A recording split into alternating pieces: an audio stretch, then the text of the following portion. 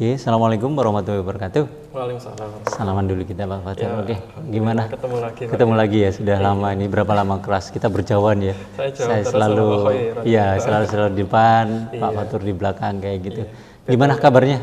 Alhamdulillah baik, Pak. Ini kelihatan dari senyumnya ceria Iya, gitu. senang banget. Kemarin saya habis dapat door prize. Oh, Iya, Pak.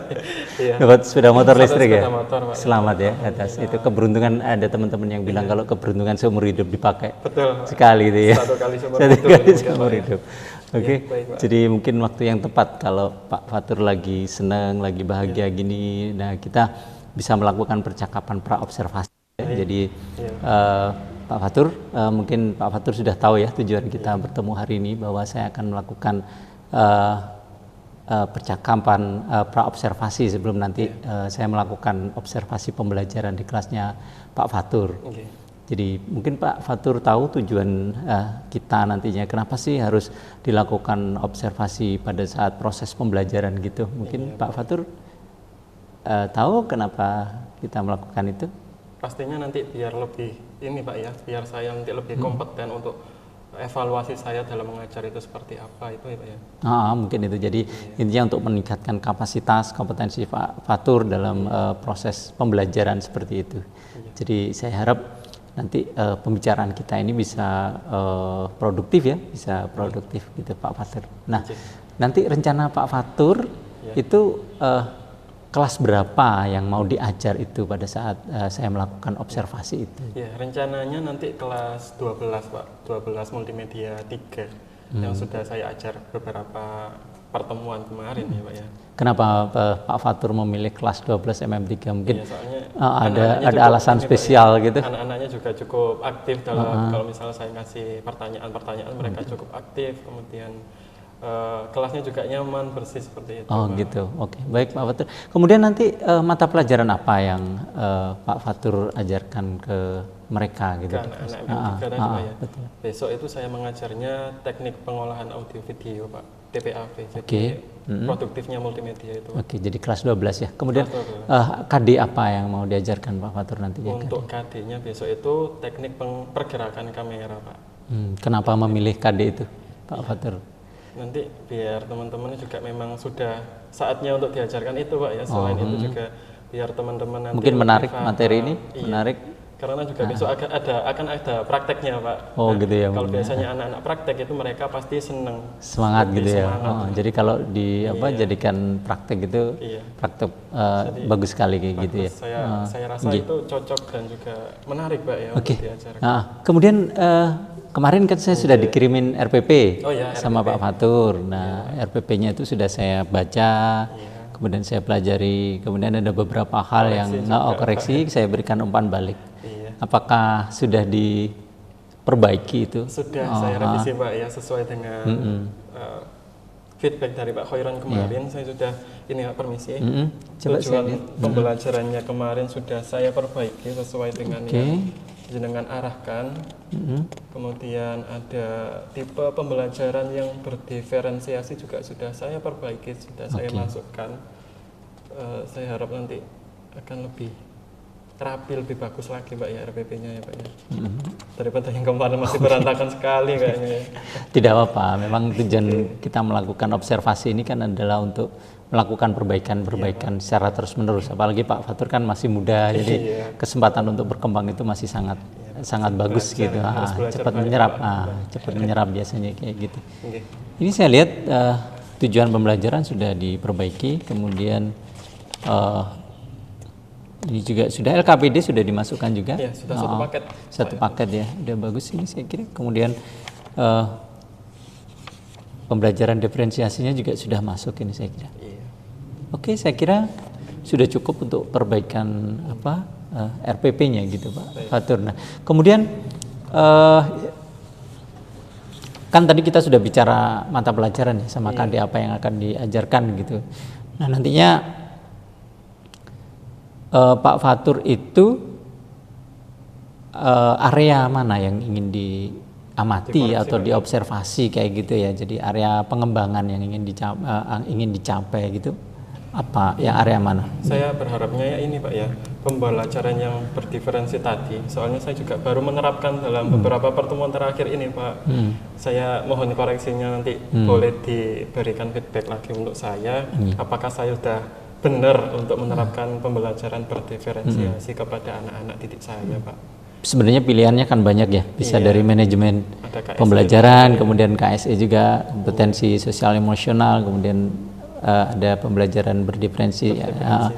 Kenapa Pak Fatur kok condong memilih ini kayak gitu? Saya rasa kok memang anak-anak di MM3 ini unik-unik Mbak ya. Oh gitu ya. Ada banyak orang yang pola berpikirnya seperti ini, pola belajarnya seperti ini. Jadi saya rasa berdiferensiasi ini cukup bagus untuk diterapkan di MM3 Pak ya. Oh gitu. Jadi itu yang saya Jadi latar saja belakang merasa. kenapa memilih itu ya? Iya. Karena anak-anak unik juga ya. Unik Oh, juga. unik aktif juga kayak gitu ya. beda-beda.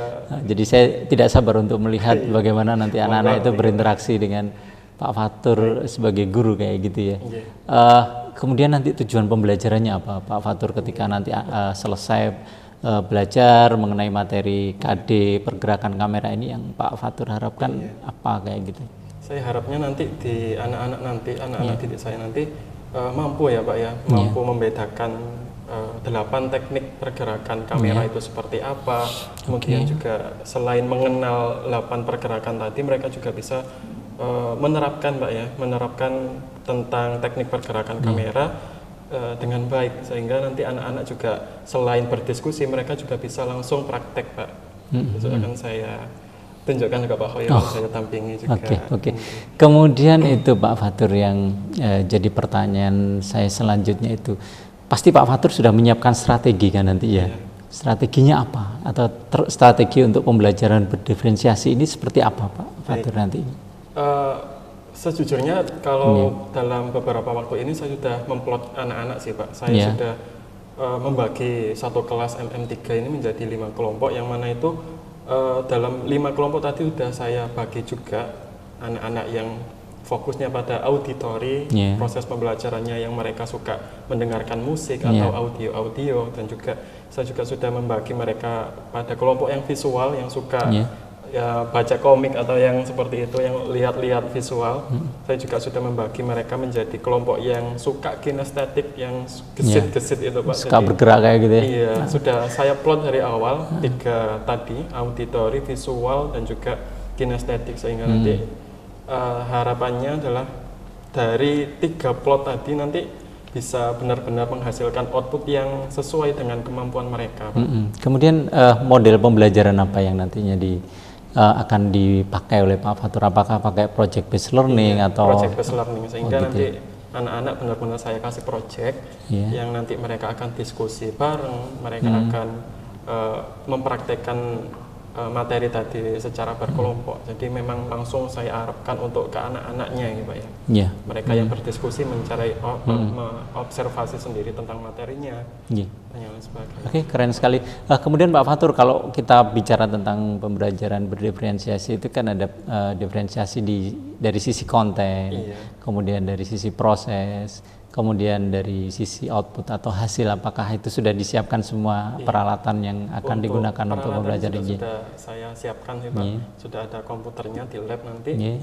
Saya juga menyiapkan RPP, saya juga LKPD-nya sudah ada ya LKPD. RPP-nya juga sudah saya siapkan. Jadi anak-anak besok tinggal langsung mungkin bisa pakai HP-nya masing-masing untuk mengobservasi tadi materinya Pak ya, yang sudah saya berikan. Saya sudah memfasilitasi komputer di lab ini juga, atau mereka kalau mau bawa laptopnya sendiri juga tidak masalah. Nggak ada masalah gitu ya. Oke, saya kira persiapan sudah cukup bagus ya, strateginya juga sudah cukup bagus. Kemudian bahan dan alat juga sudah disiapkan ya, udah disiapkan ini. Ada cek apa lagi ya?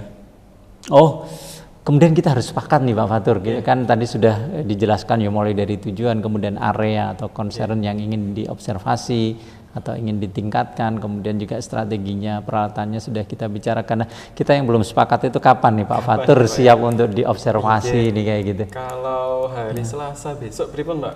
Hari Selasa itu tanggal berapa ya? Tanggal 7 Maret. 7 Maret ya, kira-kira pukul berapa Pak Fatur? Jam 10 bisa Pak ya. Oke, jam 10 ya, jam 10 kita sepakat ya. Besok Pak ya. Jadi kita akan melakukan observasi, pastikan semuanya sudah siap. Anak-anak juga sudah tahu kalau Pak Fatur akan melakukan proses pembelajaran ke mereka dan akan diamati atau diobservasi gitu ya. Diawasi langsung. Bukan diawasi sih, lebih pada observasi kayak gitu ya. Jadi tujuannya bukan untuk menakut-nakuti atau tidak, tapi kita belajar bersama Pak Fatur bagaimana sih membuat sebuah proses pembelajaran itu menjadi lebih menarik. Jadi anak-anak lebih punya minat yang tinggi terhadap materi-materi yang akan kita ajarkan gitu. Pak Fatur. Nah, kemudian ini mungkin yang terakhir Pak Fatur. Nah, nanti setelah proses proses observasi ya, pasca observasi itu harapan apa yang Pak Fatur inginkan kayak gitu? Harapannya seperti apa kayak gitu? Harapan saya yang terbesar sebenarnya ini Pak ya, tentang pembelajaran berdiferensi tadi. Karena saya juga masih baru mengenal itu beberapa pertemuan kemarin ini, sehingga saya berharap bahwa Pak Khairon bisa memberikan masukan kepada saya, memberikan feedback, kemudian memberikan koreksi apakah apa yang saya berikan ke anak-anak ini sudah tepat secara teoritis atau bagaimana, atau masih ada tambahan lain yang bisa diberikan oleh Pak Khairon kepada saya, sehingga nanti outputnya adalah saya bisa menerapkan pembelajaran ini secara tepat dan juga keren gitu loh Kak. Oh gitu ya. Jadi kelas Pak Fatur jadi kelas yang keren kayak gitu ya. Karena menerapkan pembelajaran yang memang berbeda, bisa memenuhi semua kebutuhan dari murid kayak gitu Pak Fatur ya. Jadi saya juga punya harapan yang sama karena kita sama-sama belajar Pak Fatur. Saya juga masih belajar juga. Saya tidak expert juga di sini. Jadi kita sama-sama belajar. Mudah-mudahan kita sama-sama menjadi guru yang lebih baik ke depannya. Jadi harapan kita bisa terjawab. Nanti suatu saat Pak Fatur bisa melakukan observasi juga kepada saya bagaimana cara saya mengajar. Karena kalau kita mengajar itu kadang tidak terasa, ada beberapa hal yang terlewat. Tapi kalau ada teman kita yang memberi masukan-masukan itu saya kira sangat bagus ya, sangat produktif ya, gitu Pak Fatur. Jadi mudah-mudahan nanti Pak Fatur kemampuannya, kompetensinya dalam mengajar atau menerapkan pembelajaran diferensiasi itu bisa meningkat gitu. Oke. Ini tadi saya sudah mencatat beberapa hal yang mengenai tujuan pembelajaran, kemudian area pengembangan yang hendak dicapai atau diamati, kemudian ada strategi yang sudah dipersiapkan Pak Fatur gitu, dan kita sudah sepakat bahwa kita akan melaksanakan proses observasi itu pada tanggal berapa tadi? 7 ya, 7 Maret hari Selasa jam 10 ya Pak Fatur ya. Oke, berarti kita sepakat. Nah, saya minta tanda tangan Pak Fatur supaya di sebelah di sini, kemudian diberikan nama terang aja di situ.